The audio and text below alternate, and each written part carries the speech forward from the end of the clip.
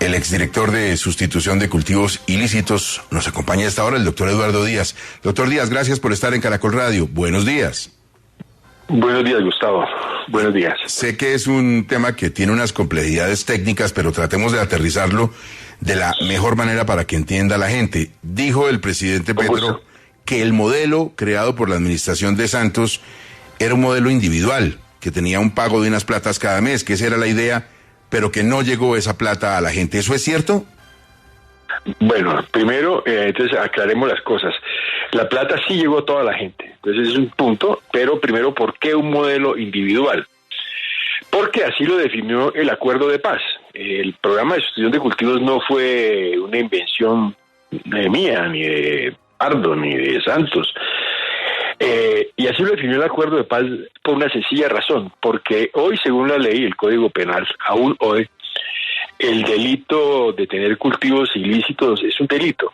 Es el artículo 375 del Código Penal.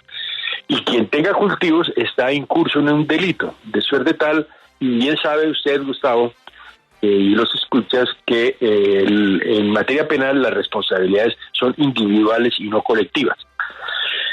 A tal punto que el propio acuerdo de paz con las FARC estableció que para subsanar y corregir esta situación en el tema de sustitución se debía sacar una ley de alternatividad penal que hiciese cesar la responsabilidad, repito, penal de los cultivadores si entraban y cumplían al programa de sustitución. Por eso, por esa sencilla razón, y así lo dice el acuerdo de paz, y así, y en desarrollo de la constitución del país, hay una dimensión individual del programa de sustitución, es decir, aquel cultivador que entra en una zona del programa de sustitución y retira la coca voluntariamente, de acuerdo al acuerdo de paz, se procedería a suspender la responsabilidad penal. Ahora bien, eso suponía la presentación de un proyecto, una ley a la República. Esa ley nosotros la presentamos, como lo hicimos en la carta, infortunadamente no hizo tránsito en el Congreso, en el Senado ni en la Cámara, entre otras por la resistencia que la misma tuvo en su momento el fiscal general de la Nación. Pero bueno, esa es la razón por la cual está la dimensión individual. Doctor Díaz, como aquí el tema es de susceptibilidad, eso de antro de corrupción sugiere que se robaron las platas, según lo que uno puede entender de lo que dice el presidente, ¿había intermediarios para que recibieran los beneficiarios esos dineros? Entonces, ese es el punto del robo de la plata, es absolutamente falso. Él habla de unos intermediarios y nos acusa pues de horriblemente de ladrones. No, la plata de estas personas, los campesinos con los que se hacía un acuerdo, debían recibir 1 millón de pesos mensuales inicialmente durante un año. Esa plata, Gustavo, durante el programa de sustitución la manejó el Banco Agrario. O sea que el Banco Agrario, con base en los listados que nosotros le entregábamos, directamente le entregaba la plata a cada campesino o familia campesina a razón de 1 millón de pesos mensual durante 12 meses. Esas entregas se hicieron bimensualmente por razones de las dificultades logísticas. En muchos de estos sitios ni siquiera hay corresponsales bancarios. Incluso al principio fue necesario hacer la entrega, digamos, casi física del dinero, pero no hubo nunca un intermediario. Eso se hizo a través del Banco Agrario, de suerte tal que esa afirmación que la plata se quedó enredada en el camino a través de operadores y fiducias es absolutamente falsa. Sí, ese doctor es Díaz. el problema. Sí, doctor Díaz, ¿será que el presidente de la República se estaba refiriendo a lo que sucedió después? Porque ese programa que ustedes dejaron con el doctor Pardo, que usted ya explicó que no tenía intermediarios y que se hacía a través del Banco Agrario, un banco del Estado, terminó después sí con unos intermediarios, porque cada gobierno llega y hace los cambios que considere pertinentes. ¿Sería? Bueno, ¿ahí qué pasó?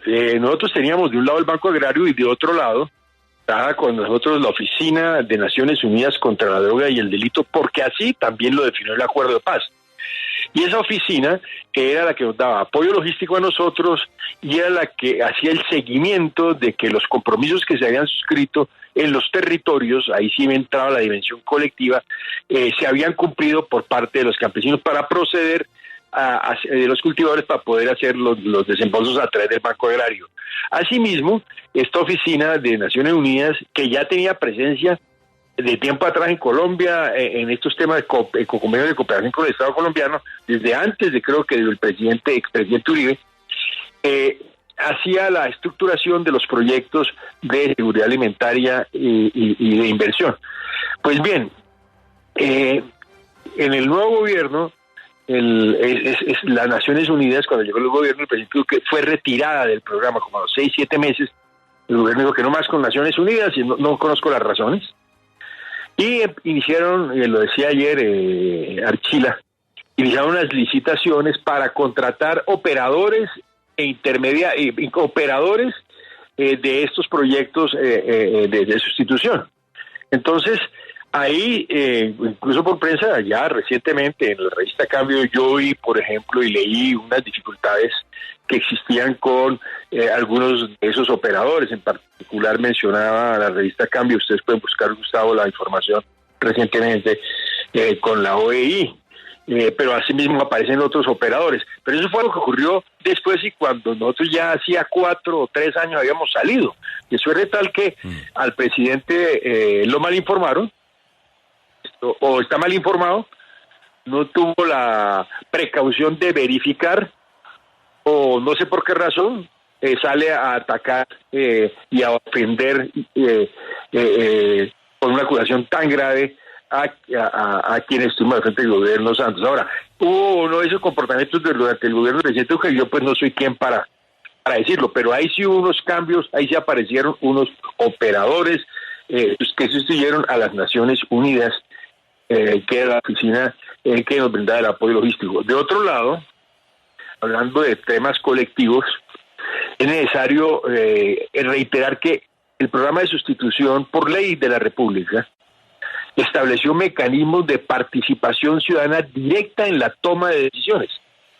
Para estructurar el programa en la vereda X, Y o Z, era necesario convocar desde el programa a los campesinos y sus organizaciones, a las autoridades locales y a otras organizaciones, entidades, incluso cooperación internacional. Y las decisiones se tomaban ahí se planificaba el proceso en el territorio, ahí se identificaban las dificultades, ahí se corregían las dificultades. Y eso ocurrió a nivel local, municipal, claro, a nivel departamental y a nivel nacional. Y más, les digo, Gustavo, para terminar esta parte, en ese ejercicio desde el principio, a los que trabajamos en institución nos acompañaron cerca de 100 excombatientes de las FARC en los territorios con los que recorríamos y entrábamos a los territorios a hacer esa labor de sustitución. El resultado, 67.000, casi 68.000 familias involucradas directamente en el proceso de retirar voluntariamente la coca y 47.000 hectáreas retiradas con una resiembra de menos del 1%. Es Eduardo Díaz, el director de sustitución de cultivos ilícitos, firma la carta con el exministro Rafael Pardo, se la dirigen al presidente, le dicen en el párrafo final que está mal informado y que se sirva a rectificar. Quedamos esperando, doctor Díaz, la respuesta del señor presidente de la República. Muchas gracias por contarnos. Gracias, Gustavo.